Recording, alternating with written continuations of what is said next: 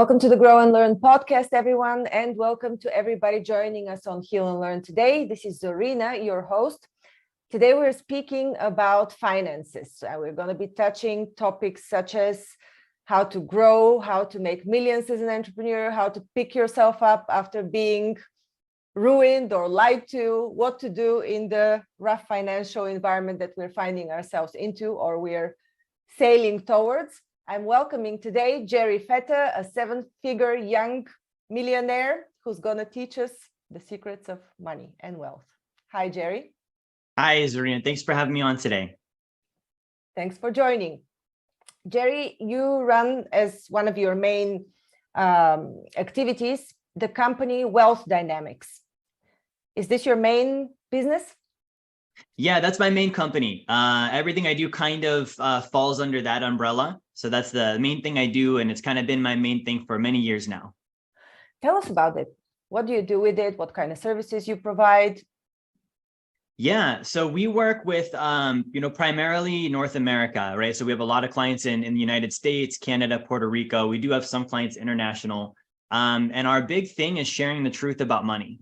There's studies, the statistics show that over 53% of US adults get stressed out when they think about their personal finances. And so that's something that's kind of a big deal. When you think about money, it's right up there with oxygen and needing to sleep and needing to breathe and needing to eat. Like we're kind of in that system. So, I grew up, very poor. I went through my bouts of homelessness as a kid and different things where I didn't have money. And so no one ever taught me about that. And I started to realize that that was the case for most people, right? So we teach families, individuals, entrepreneurs, the truth about money, help them get financially educated. We also help families and individuals and entrepreneurs become solvent, where they're earning more than they spend. They own more in assets than they own liabilities. They're building reserves. They're building on their way to become an investor. And really our whole focus is helping people achieve greater financial freedom in life. Okay. So this is already quite impressive because you mentioned the word homelessness. And I know that people that come from dire circumstances, that it's tough to pick yourself up. And especially if you've experienced this as a child. So at a very young age, your mindset is formed. How did you turn this around? How did you reach the point of wealth where you find yourself at right now? Yeah. So I was homeless as a kid. So when I was 8 years old, Zorina, my mom and dad got divorced. So this is all in one summer. My mom and dad got divorced. Our house got foreclosed on. The car got repoed. At my mom's house, we were homeless. We were living in a dry camper behind someone's house. At my dad's house, we were literally living in a tent the entire summer. I was 8, so I thought we were camping, right? I wasn't aware that we didn't have anywhere else to live, but we were, basically in a tent. So, as a kid, that was something where it ingrains two things into you. For me, it ingrained, some poverty mindset, where I didn't believe that I could have financial success. I didn't think it was possible. I didn't have any examples around me. And that was kind of on the downside. But on the plus side, when you start out with nothing, you're really not afraid of losing it. Like you don't have any fear of you're kind of already at the bottom. And so I noticed, for me growing up in that kind of a world, everything took effort. Everything was extra work. Everything took extra, energy to do. And so that was a good thing, because as an entrepreneur today, that's a trait that I also have, where I'm willing to work and do things that, many others wouldn't be, just because I remember where I come from. So that was kind of there. And then I ended up homeless again. So good. I had to do it twice, right? I ended up homeless again when I was 19 years old. I was newly married. We were living in my mom's apartment, and the lady downstairs was actually cooking heroin. And so we had to move out. We didn't have a place to live. We ended up squatting in an abandoned house. My wife and I did. And that was like within the first few, maybe 6 months or so of us being married. That was another phase of that. And so as I started to kind of just confront the situation around me, I had to take responsibility for it. I had to look at, okay, this keeps happening. If it happens once, sure. But if it keeps happening, I have something to do with it. I'm recreating the same scenario again. And so I really solved that through a lot of, hard knocks and having to go through some of the lessons that you learn in a situation like that. But then also personal development. I spent a lot of time, listening to podcasts like you have, reading books, listening to audios. And I probably, spent, a college degree's worth of hours doing personal development on my own, trying to figure out how do I become better. And so I attribute a lot of where I'm at today between that and just, hard work and continuing to learn and grow. So Jerry, you attribute this success mostly to the personal development trainings and hours that you've spent in it, or was there a part of luck, or how would you call it? Is it hard work and mindset? How would you define your I would say hard work and mindset. Unfortunately, I'm not the lucky one. I've yet to find like the lucky break. And I know that some people have that, where it's like, the right timing and the right place and the right people come together and it just kind of unfolds.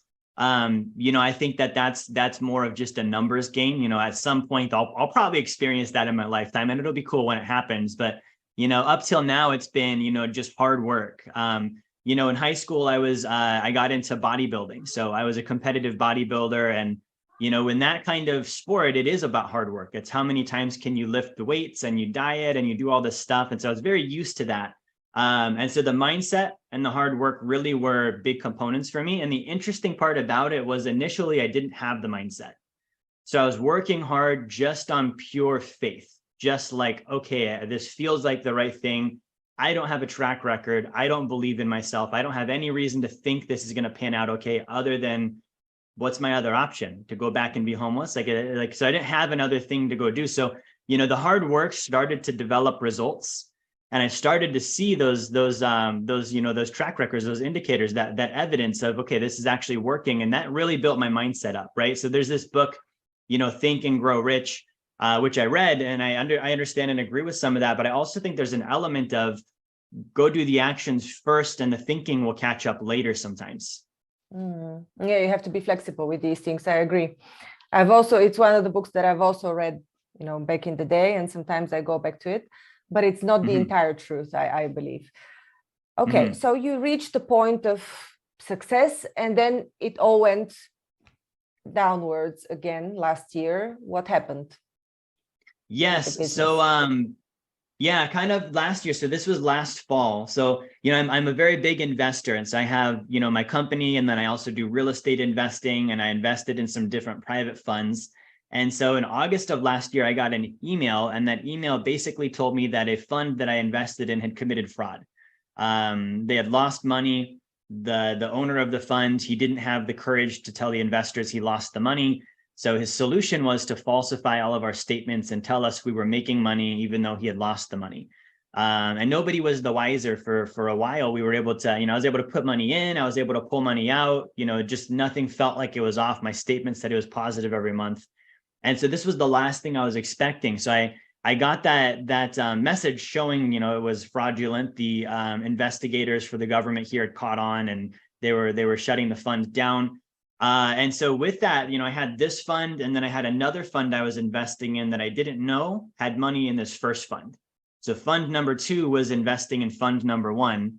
I completely was unaware of that. And so when fund number 1 committed fraud, most of my assets in fund number 2 kind of also got caught up in that and are frozen. So I went from, having monthly passive income from investments to, a very high net worth, to losing the majority of that, and kind of having to rebuild, and I don't say from the bottom, because I still have, other things out there, right? I've got my life insurance policies, I've got my company, I've got the knowledge and the experience that I've built up in the last 12 years of doing what I do. So, I had to kind of, go back to square one, and then start to go back to, what are the basics I started with, and I'm going to now build back to where I was and beyond. So how did you manage to pick yourself back up with the remaining wealth that you had? So, I think I attribute a lot of this to, like I said at the very beginning, when you start with nothing, you're not afraid of losing. You know what it's like to come from the bottom, right? And so since I had that, it definitely was a loss. For a couple of days, I was down and out. And this is something that I think is a normal experience when you have a loss like this. Like, it's okay to have a day or 2 days or whatever, where you're like kind of, just realizing what happened and letting it all sink in and recovering from it.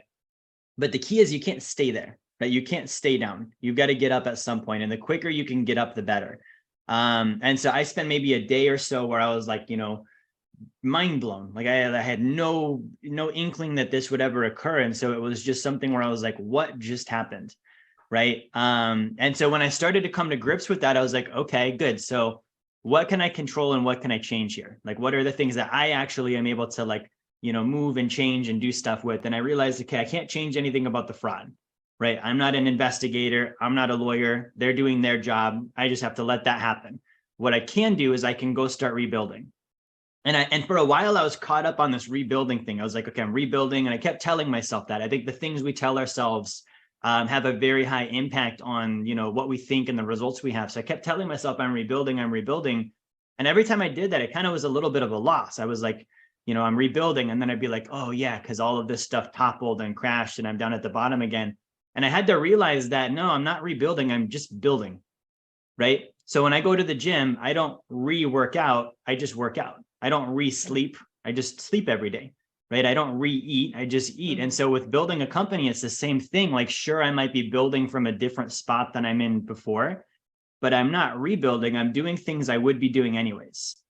I'm still training my staff. I'm still doing the marketing. I'm still doing the sales. I'm still doing all the stuff it takes to run a business. And so I'm not redoing those things. I'm just doing them from where I'm at today. Sometimes where I'm at today is further than I was. Sometimes it's behind where I was. It just depends on what's happening, right? So for me, that was a mindset shift of I'm just building. And not only am I just building, I'm building with, 12 years now of experience and personal development and, support and staff that I didn't have. When I started this, I bootstrapped it. It was just me. It was my ideas. And I was the only guy and I had to do it all myself. I've got an entire team now. So that was really, I think, the thing that helped me get started so quickly was, taking responsibility for the things I could change, kind of forgetting the ones that I can't change. I'm going to let those, be, because I can't focus on them anyways. It's just going to stress me out and I can't do anything about it in the first place. And then starting to take immediate action.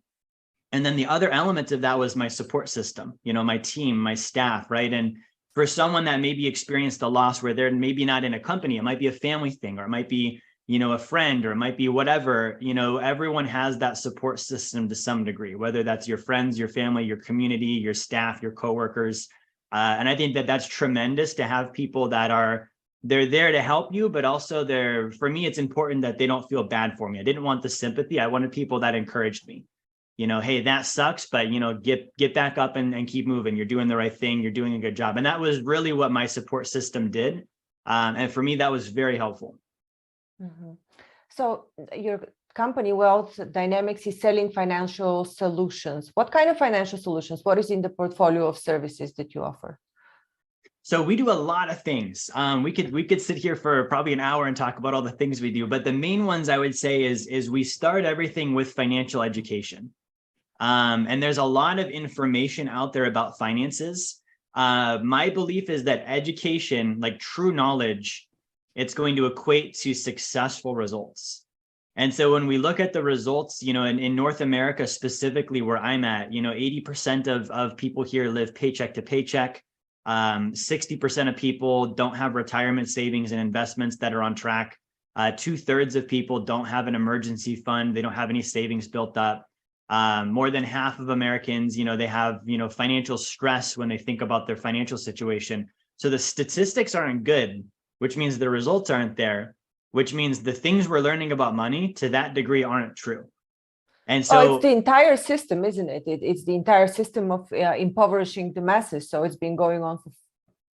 It's like what is it? The people below a certain, the people in the mid-income range have decreased tremendously in the past 40 years. I know that in 2010 in Germany, it was just 23% in the mid-income level, which is a very small percentage. Yeah. Wow. We're seeing that tier two. We call it the middle class. The middle class is shrinking. So we're seeing more and more people falling into poverty. That one's growing. The top 1%, their net worths are going up. The ones in the middle are the ones getting crushed. And that, like you said, it's been going on and this is kind of what I started studying. This has been going on for centuries. And so what I started studying was, okay, well, we have three groups. We've got a group that's in poverty. We've got a group in the middle that, regardless of the civilization, they always are the ones that end up getting crushed. the middle class disappears, then a new civilization comes along and it restarts again. And you always have these guys at the top. And so it became one of those things, Zorina, where I was like, okay, if you can't beat them, join them. What are they doing? Right? Like, what are their successful actions? And regardless of their intentions, some of them have bad intentions and they're greedy and whatnot, but these people know how to build wealth and they keep doing it generation after generation. I want to understand what they're doing because I want to be able to do the same. And I want to teach everyone I can in the middle to be able to do that too. And then, that creates this, balance of people starting to actually join the top group instead of the bottom group. So that's really the education we teach is like, what is that? I call them old, dead, wealthy people. If I read their biographies, and I spent years and years doing this, studying people like the Rockefellers and JP Morgan and Andrew Carnegie and the Rothschilds and all these guys, right? And, they had a lot of similarities in the structural way they operated their finances. What were the steps they took? What were the things they did? Exactly. Majority investment. Yeah. Okay. This I understand that it's, the second level is own business. Mm-hmm. The first level is being an employee. Second level, own your own business if profitable. And third level is investment. Third, that's the top. But okay, so now we come to the point of where to invest and what's going on in the world. As you're following everything that's going on in the US, also in Europe, how would you advise people to invest their money, whether they're a big investor or a person in the middle class? Yeah. So I would say, and this is kind of a thing that I use to gauge investments, right? So the word invest at its derivation, like where that word comes from, it actually at its very root, it originally, and I think it's actually Germanic, but it means invest, I think is actually French, but it means to clothe your capital. So if you think about putting clothing on your money, that's what an investment is. It's clothes that your money is going to wear. So I'm a simple guy. I didn't go to college or anything, right? So I think about clothing. And when I clothe myself, I only would wear clothing that I like. I only would wear clothing that I understand. I would only wear clothing that fits me personally. I would only wear clothing that fits the things I'm going to use it for. I would only wear clothing first that's vital, right? So I'm going to make sure that I'm wearing pants before I put on $400 shoes. And I'm not going to wear clothing that's overpriced, right? And then the final one, and this is where I went wrong last year, I'm only going to wear clothing that I control, right? I don't want to be, walking into work and someone can take my pants away. I need those. I put them on for a reason, right? So same thing with investing is I would only invest in things that I like, that I understand, things that fit me personally as an investor. They fit the things that I'm going to be using that investment for. They're vital, right? And so that would mean that I'm going to invest in things like food, clothing, shelter, education, etc., maybe before I invest in a brand new tech stock, right? So that's going to be vital. And then I'm not going to invest in things that are overpriced. So I have to understand the difference between price and value. Price is what I pay, value is what I get. And then finally, I'm only going to invest in things that I control. And so that's going to be, for me, a lot of it's hard assets. I like real estate. I like gold and silver. I'm very big on life insurance, my own business. So there's a lot of different things that one could invest in. I think starting out, the very best place to start is education, right? There's no rush to jump into investments. We want to make sure we do have enough education where we understand what do we know, what do we not know, what do we like, what do we not like, what fits us, all of those different points, right? So I think that that's probably a good starting point for the average person. And then I think especially, the economy that we're heading into, I think that the ability to add value and earn income is going to be the number one investment. I think we're going to see, those that have very high professional skill levels where they can really come into a company or a business, or even if it is a business owner, work with a client and add lots of value. It's really going to put that person in a position where they can earn lots of income, and income is where it all starts. And I would couple that with, we're heading into a realm of artificial intelligence. So all of us as individuals have to start asking, what makes me more valuable than a robot? And if it's something that a robot can do, cool, I need to be better than that, right? Writing a book, an artificial intelligence is going to be able to write a book. I can write a book. So what makes my book better than an AI book, right? So these are little things that I think about. And I think that really comes down to investing in our value first. Yeah, I mean, in essence, it is what differentiates us from machines, because AI is not only it's not a simple machine, they're AIs that sit on boards. So if you think that you're a very high level, a very strategic mind, and nobody can replace you because AI is replacing, just like in the previous industrial revolution, just manual works, now it's replacing real analytical, high strategic works. Like they literally sit on boards now. So what could this profession potentially be? I mean, AI is in medicine, in practically all sectors, in education, everywhere now. Yeah. And I think the one thing that AI, one of many things, but the one that comes to mind is AI cannot have a human connection. And I think that is the thing that, above all else separates us from, that kind of, automation and machine, learning and computing, is the human connection. And I think that that's a part that, as an individual, whether I'm an employee or an entrepreneur or whatever, the more I can connect with the people that I serve and work with, the more valuable I become to them.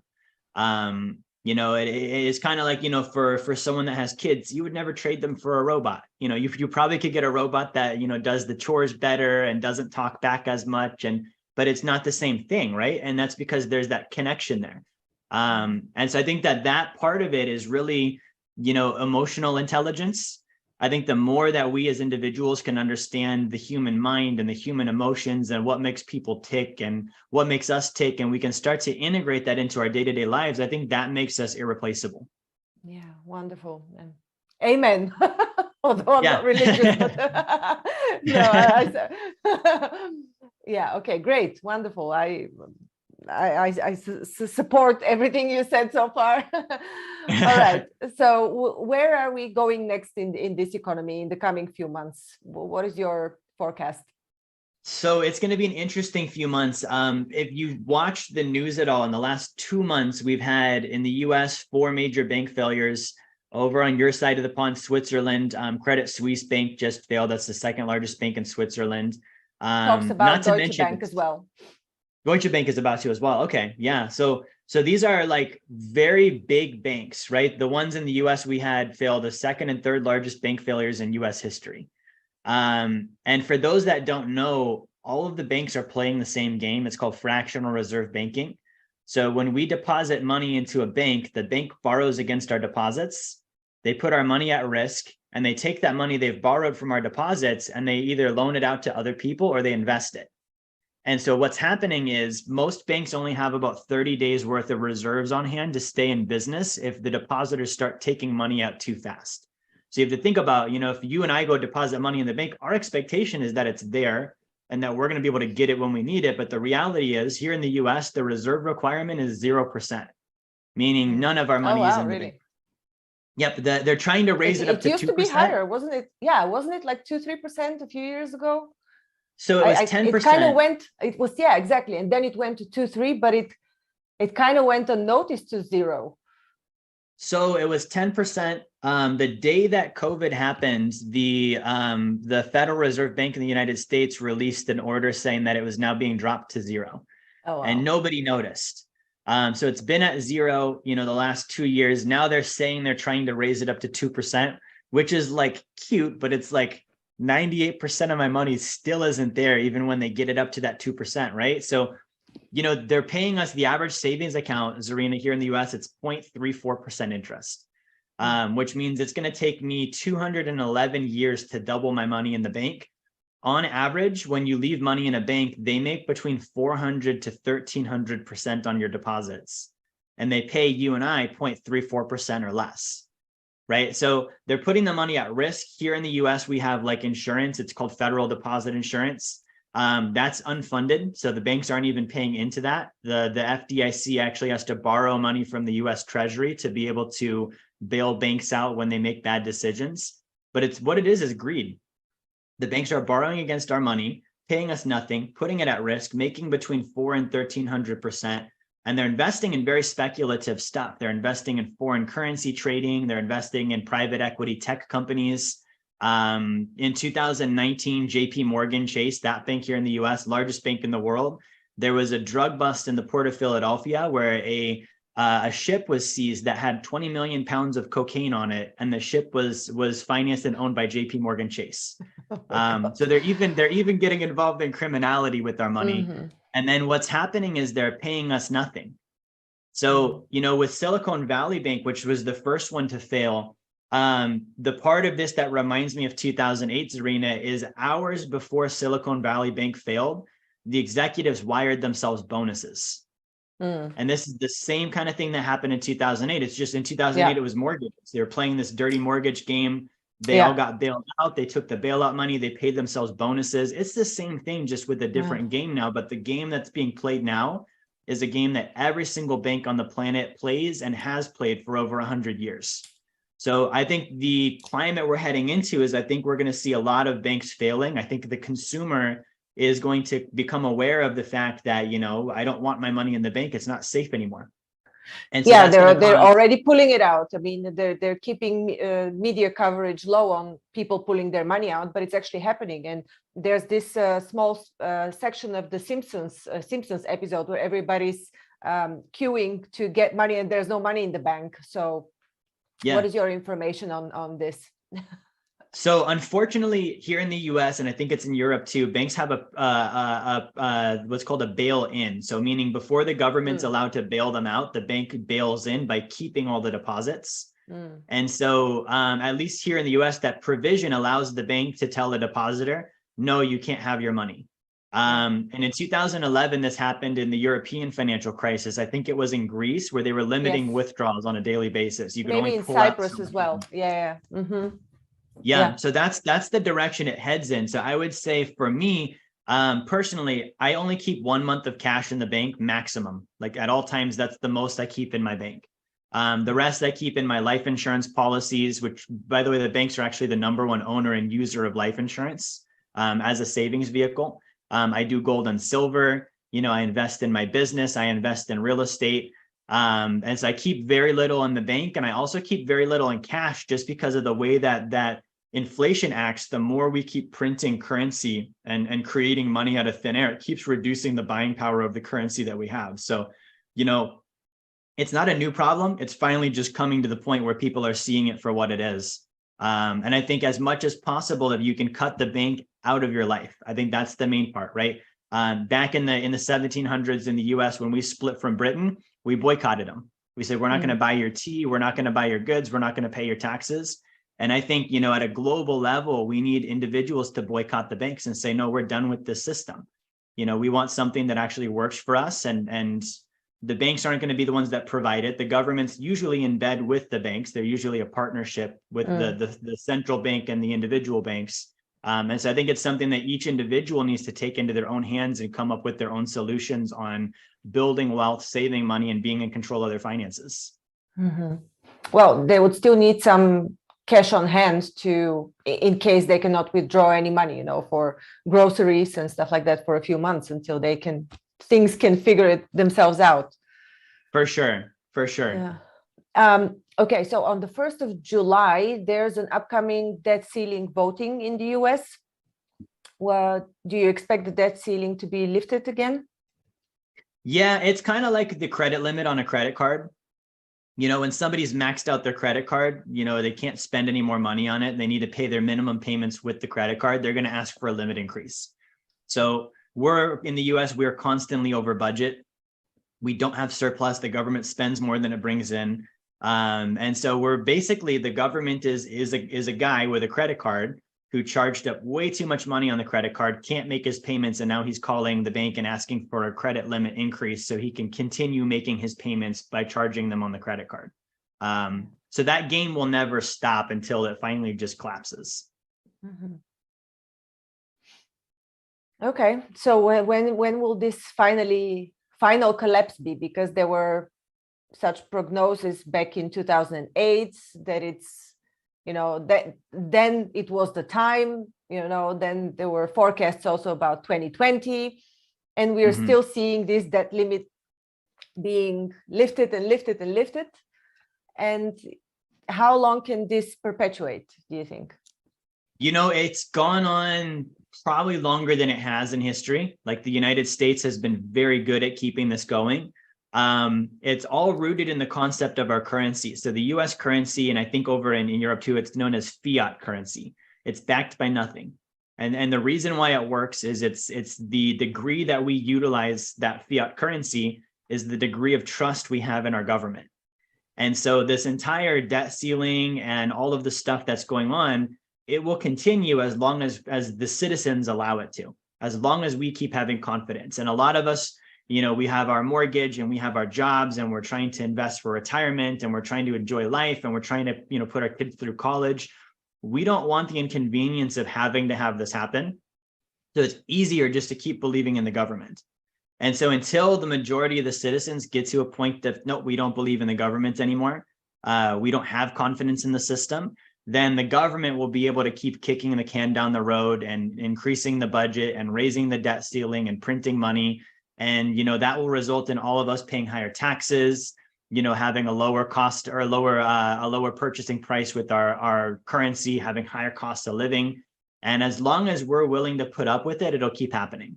So economically, usually this kind of a thing leads either to, unrest at an individual level with citizens, or it might lead to war. And that usually is when an economy and a civilization collapses, is there's, an internal unrest and a revolution that happens, or another company or another country comes in and takes over, right? It's very, very seldom just financial. Financial is the thing that bubbles underneath the surface that causes something else to occur. So this will keep stewing and brewing until, at that point, we don't believe in it anymore and something happens. Either we change it or someone else comes in and changes it.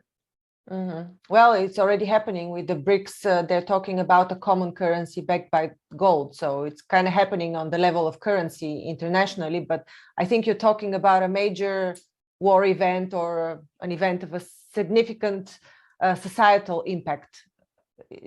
Probably. Yeah.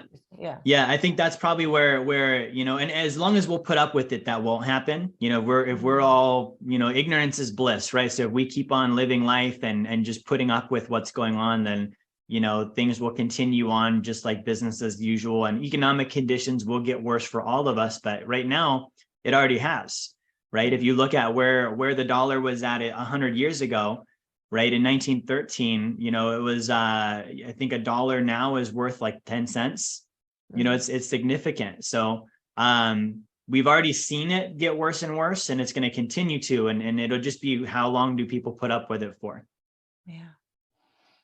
Okay. So how can you help people with your company and with your financial knowledge in wealth dynamics? Wealth dynamics with an X at the end. With an X at the end. Yeah. So what we do with this is the first thing is focus on what you can control. Right. And so with these kind of conversations, they're always very delicate because they can get people put into fear and worry. And it's something that they don't have direct control over.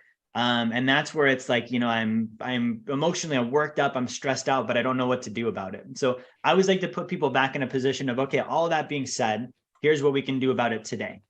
Right. And so the first thing is understand money. I think everyone should spend at least 10 minutes a day learning about finances.